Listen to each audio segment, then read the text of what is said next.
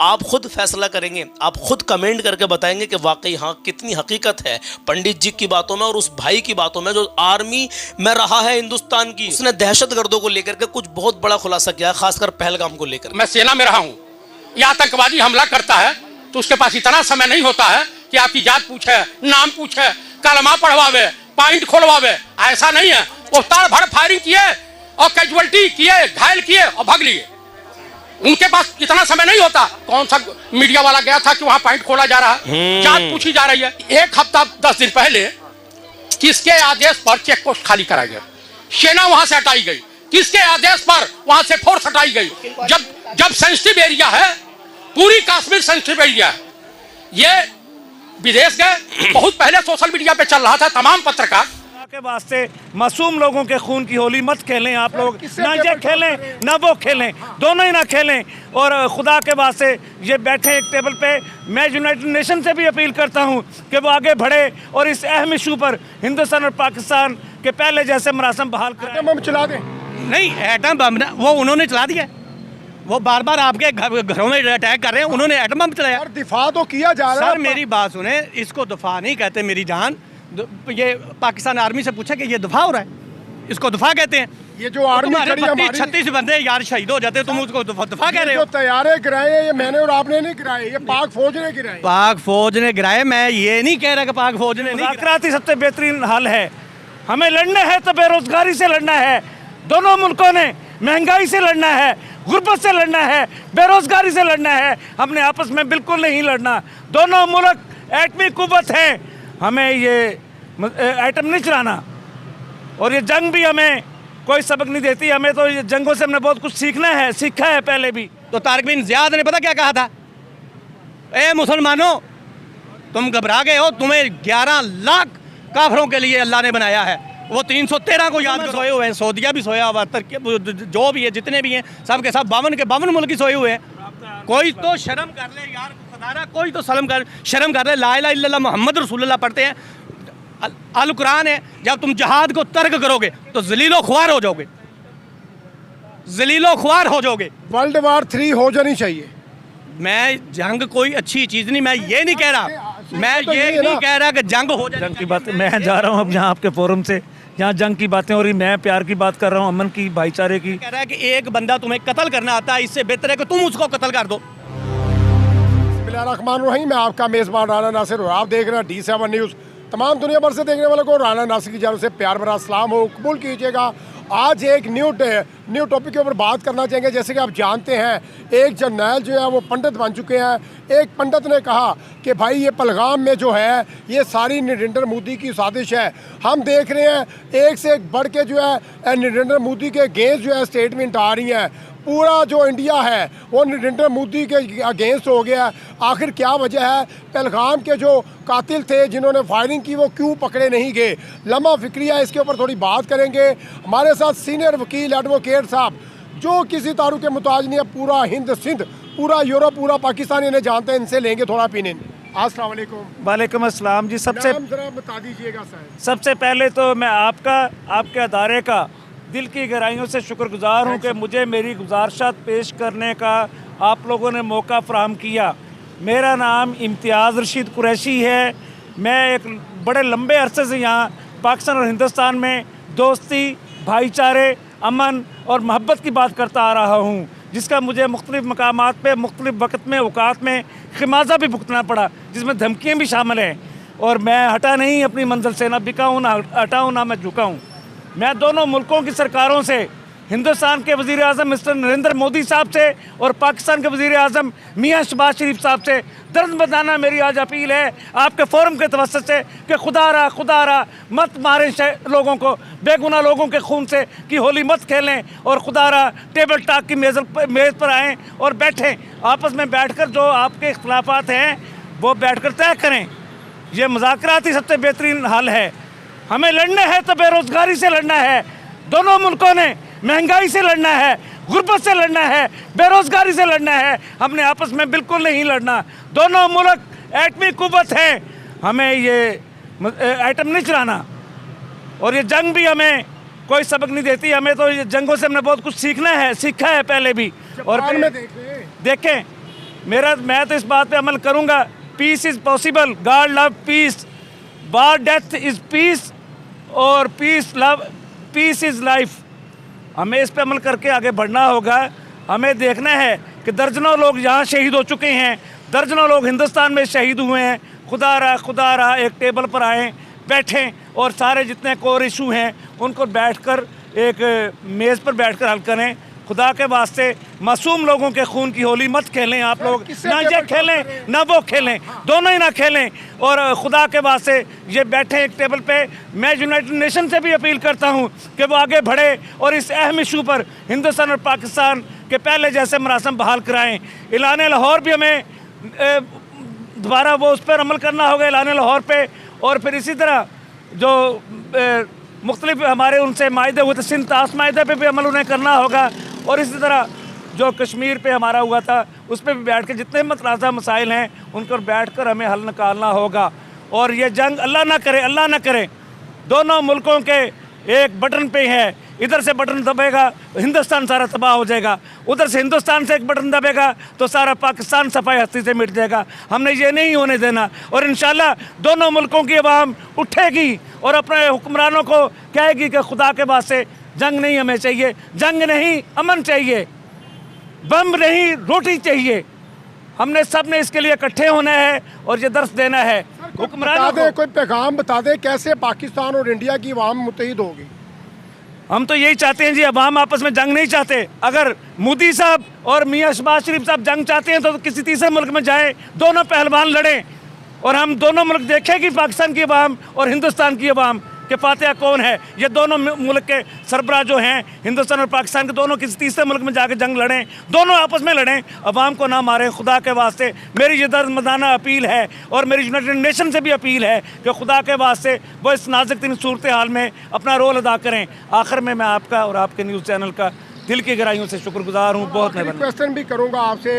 जैसा कि आप जानते हैं कि पाकिस्तान की जानिब से पहल नहीं की गई। पहल जो है वो नरेंद्र मोदी ने स्टार्ट की है।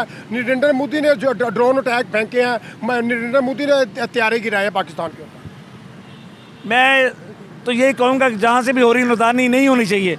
जंग ये बच्चों का खेल नहीं होता। तो अमन का पैगाम देते हैं सर। हम तो तो टेबल टॉक करने के लिए तैयार है, किसे करे बात।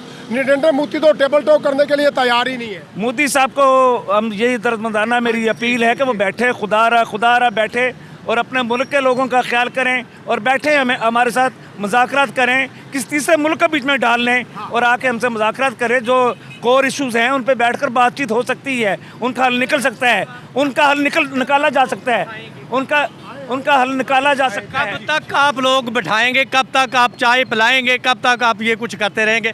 घर में आके कोई आपके घर में घुस के आपकी इज्जत को पमाल करता है तो आप कहेंगे मैं अमन पसंद हूँ। ये कैसा अमन है सर? वकील साहब ने ये बोला कि हम दोनों ममालिक जंग नहीं चाह रहे। नरेंद्र मोदी जो है वो अपने ही फौजी मरवा रहा है, अपनी है आवाम को मरवा रहा है। उसने पहल की है, उसने तैयारे भेजे। हमारा भी तो नुकसान कर रहा है ना मेरे भाई, हमारा भी नुकसान कर रहा है ना।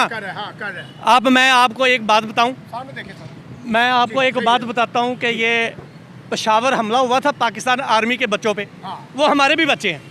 मैं कसम से खाता हूँ, कसम खा के कहता हूँ और पाकिस्तान की तरफ से मैं कह रहा हूँ कि जब अपने गिरेबान पर हाथ पड़ता है तो तुम अदालतें तैयार कर लेते हो, अपनी अदारे अपने बना के लहदा तुम कर देते हो कि हमारे बच्चों पर हमला हुआ है। ये पाकिस्तान के बच्चे जो हैं वो पाकिस्तान के बच्चे नहीं है, इनको शर्म नहीं आती। ये बैठे हुए चुप करके, वो भाई जवाब दें उनको, क्यों नहीं जवाब देते? पोस्टें तबाह की हैं। पोस्टों को हमने क्या करना मेरे भाई, जब वो आपका घर तबाह कर रहा है आप पोस्ट तबाह करेंगे? ये कैसी बात है भाई? मतलब आपके कहने का मकसद है ये भी अटैक करें उनके ऊपर? करें इंशाल्लाह, क्यों ना करें। क्यों? ये भीख मांगते हैं, बेकारी हैं। इन्होंने तो एटम बम को 2.5 रुपये वाला खिलौना समझा हुआ है। एटम बम चला दें? नहीं, एटम बम वो उन्होंने चला दिया। वो बार बार आपके घरों में अटैक कर रहे हैं, उन्होंने एटम बम चलाया। और दिफा तो किया जा रहा है। सर मेरी बात सुने, इसको दफा नहीं कहते मेरी जान। ये पाकिस्तान आर्मी से पूछा कि ये दफा हो रहा है, इसको दफा कहते हैं। ये जो आर्मी खड़ी हमारी 36 बंदे यार शहीद हो जाते, तुम उसको दफा कह रहे हो? जो तैयारे गिराए ये मैंने और आपने नहीं गिराए, ये पाक फौज ने गिराए। पाक फौज ने गिराए। मैं ये नहीं कह रहा कि पाक फौज ने नहीं गिराए, मगर मैं पाक फौज को ये कह रहा हूँ कि पाक फौज क्यों नहीं उनके खिलाफ कार्रवाई खुली करती, जैसे वो खुली कर रहे हैं। वजीर आजम ने कह नहीं दिया। वजीर आजम आज शहबाज शरीफ साहब ने बोला कि हम इसका जो है ना बदला लेंगे। हाँ, कब लेंगे? ये वज़ीर आज़म से सवाल करें ना जाके, कब लेंगे? जब पाकिस्तान तबाह हो जाएगा, को 40 जगहों पे और हमला कर देंगे। आपको लगता है कि पाकिस्तान तबाह हो सकता है? ये तो अल्लाह के हुक्म से ये बना है और ये ता क़यामत तक सौदी अरब और पाकिस्तान ये कायम ही रहेंगे। जो कुछ मर्जी आप कर रहे हैं। मुझे ये अगर बताएं, इन हुक्मरानों, मैं आपको एक तवासुत से, आपके तवासुत से बता रहा हूँ, आज भी नेट पे हज़रत नेमत शाह वली रहमतुल्लाह अलैह साहब की ये पेशन गोई निकालें। 950 साल पहले उन्होंने क्या पेशन गोई की थी? पीटल ने क्या ये पेशन गोई की है? इस मुल्क में 4 जंगें होंगी, इस मुल्क की 4 जंगें होंगी। अब भी आप पीटल की किताब पढ़ें, आपको पता चल जाएगा। उसने फाइनल जंग ये नहीं बताया कि चौथी कौन जीतेगा, मगर हज़रत नेमत शाह वली रहमतुल्लाह अलैह साहब ने बताया था कि ये जो कुफर से इस्लाम की बुनियाद पे लहदा मुल्क बनेगा उनकी, और इन दरमियान 4 जंगें होंगी, चौथी फाइनल होगी, और इनकी जो इस्लाम पे आज़ाद मुल्क होगा इनकी हेल्प जो है वो मंगोल करेंगे और ये सफ़ाए हस्ती से कुफर को मिटा देंगे। सऊदिया किधर है आपका? सऊदिया शुरू से क्या कर रहा है? सऊदिया किसकी बात कर रहे हैं आप? देखिए ना, सऊदिया किधर है? और यार अभी तक किसी ने टेबल टॉक नहीं करवाई। रीजन क्या है? सर, फलस्तीन के लिए कौन गया? मैं 50 प्लस ममालिक है, इस्लामी ममालिक, मुझ समेत, आप समेत, हमें शर्म आनी चाहिए यार। आप ये बात कर रहे हैं ना मेरी जान, 2.25 अरब मुसलमानों की आबादी है। टोटल कितनी है? 7 अरब। 7 अरब पूरी दुनिया की आबादी है, 2.25 अरब मुसलमान है। और ये क्या तालियां बजा रहे हैं? 2.25 अरब मुसलमान किन से पिट रहे हैं? मैं आपको एक बात बताऊं, जब तारिक बिन ज़ियाद रहमतुल्लाह अलैह साहब ने स्पेन पे किया था हमला, तो उनके पास कितनी फ़ौज थी? ये मुझे बता दे, सारे बताए। कम थी फौज। हैं? कम कितनी थी को पता चले? कमो पेश बहरहाल ज़हन में नहीं आ रहा। 7,000 बंदे थे उसके साथ, 7,000 उस वक़्त, और 4,000 हज़रत मूसा बिन नसैर रहमतुल्लाह अलैह साहब ने उनको दी थी। और जब वो मैदान में उतरे थे, कश्तियाँ जला के उतरे थे, तो सामने जब उन्होंने देखा 99,000 काफिर है, 99,000, तो तारिक बिन ज़ियाद ने पता क्या कहा था? ए मुसलमानों, तुम घबरा गए हो, तुम्हें 11 लाख काफिरों के लिए अल्लाह ने बनाया है, वो 313 को याद करो। ये 313 पाकिस्तान वालों को कुछ नहीं लगते? क्या इनका ईमान मर गया है? कोई आके काफिर इनको ललकारता है और ये कह रहे हैं कि हम अमन पसंद है। ये कैसी अमन पसंदी है? ये मुझे बता दे बस।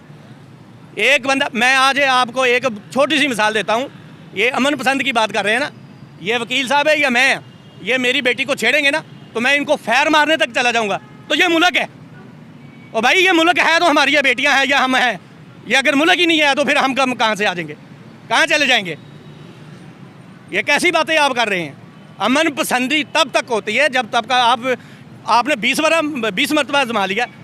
क्या उस अमन का रिस्पॉन्स दिया इन्होंने? इंडिया वालों ने क्या रिस्पॉन्स दिया है? अमेरिका वालों ने क्या रिस्पॉन्स दिया है? वो तो एक मरदूद है, वो तो मरदूद है, उनसे तो अच्छे की उम्मीद आप नहीं लगा सकते। अच्छा, अल्लाह के नबी सल्लल्लाहु अलैहि वसल्लम ने जंगें नहीं की? बिल्कुल। जंगे मोता पढ़ी है आपने? क्या है वो जंगे मोता? मुझे बता दें आप, जंगे मोता क्या है? आप बताएं। मैं जंगे मोता के बारे में आपको बताता हूँ। एक सिर्फ सफ़ीर बना के बैठा था अल्लाह के नबी सल्लल्लाहु अलैहि वसल्लम ने, उसको शहीद कर दिया गया। आज भी उस जंग को मौत के नाम से लोग याद करते हैं, काफिर भी करते हैं, मुसलमान भी करते हैं। इतनी खूनरेज़ जंग हुई थी एक मुसलमान के शहीद होने से। तो यहाँ क्या हो रहा है? सारे मुसलमान सोए हुए हैं, सऊदिया भी सोया हुआ, जो भी है, जितने भी हैं, सब के सब 52 मुल्क ही सोए हुए हैं। कोई तो शर्म कर ले यार, खुदारा कोई तो शर्म कर ले। ला इलाहा इल्लल्लाह मुहम्मद रसूलुल्लाह पढ़ते हैं, अल कुरान है। जब तुम जहाद को तर्क करोगे तो जलीलो ख्वार हो जाओगे, जलीलो ख्वार हो जाओगे। वर्ल्ड वार 3 हो जानी चाहिए। मैं जंग कोई अच्छी चीज़ नहीं, मैं ये नहीं कह रहा, मैं ये नहीं कह रहा कि जंग हो जाए। जंग की बात मैं जा रहा हूँ अब यहाँ आपके फोरम से, जहाँ जंग की बातें हो रही, मैं प्यार की बात कर रहा हूँ, अमन की, भाईचारे की, दोस्ती की बात कर रहा हूँ मैं। यहाँ आप जंग की बातें कर रहे हैं। मेरा वो मौक़िफ़ अब भी वही है, प्यार, दोस्ती, भाईचारे की। नहीं, मैं टेबल टॉक इनसे करना ही नहीं चाहता। आपसे मैंने आपके अदारे को इंटरव्यू दिए है, मेरे को आप मुनासिब समझें तो इसे चला देना। हम इसको चलाएंगे सर, मुझे कोई डर नहीं। अच्छा, मैं ये मैं पूछता हूँ अब भाई ये टाक नहीं कर रहा। एक बंदा कह रहा है कि मैंने तेरे गला पड़ना, मेरे देखे इस्लाम कहता है एक इंसान का कत्ल पूरी इंसानियत का, और दूसरी जगह पे इस्लाम क्या कह रहा है कि एक बंदा तुम्हें कत्ल करना आता है, इससे बेहतर है कि तुम उसको कत्ल कर दो, क्योंकि उसने तो नीयत की हुई है। बदला खून है। नहीं, वो छोड़ दें, खून का बदला खून वो छोड़ दें। एक बंदा इरादा करता है कि मैं इरादा कर रहा हूँ कि मैंने आपको कत्ल कर देना है, तो इस्लाम कह रहा है कि भाई इससे बेहतर है कि मैंने तो नीयत कर ली आपको कत्ल करने की, इससे बेहतर है कि तुम इसको मार दो। एक लाइन में ख़त्म करूंगा, प्रोग्राम बहुत लंबा बन गया। क्या सलूशन है आखिर में, क्या पैगाम देना चाहेंगे नरेंद्र मोदी के लिए, इंडियन आवाम के लिए और पाकिस्तानी आवाम के लिए? इंडियन आवाम जो है वो नरेंद्र मोदी को बुरा भला कह रही है और नरेंद्र मोदी के जो है अगेंस्ट हो गई है। भाई एक शख्स है ही बुरा तो उसको सारे बुरा ही कहेंगे। वो तो हिटलर जैसा यकीन कर रहा है। भाई इससे बेहतर भाई किसी मुसलमान को कह रहा है हिंदू बन के इधर रहना, किसी ईसाई को कह रहा है इधर हिंदू बन के रहना, सबको वो हिंदू बना के कह रहा है कि इधर हिंदुस्तान में रहो। ये कोई इंसानियत नहीं है। क्या फ्यूचर देख रहे हैं नरेंद्र मोदी का? इंशाल्लाह इन्हों छितर पहन के ऐसे इलेक्शन के देखना है, जे रह गया तो फिर गल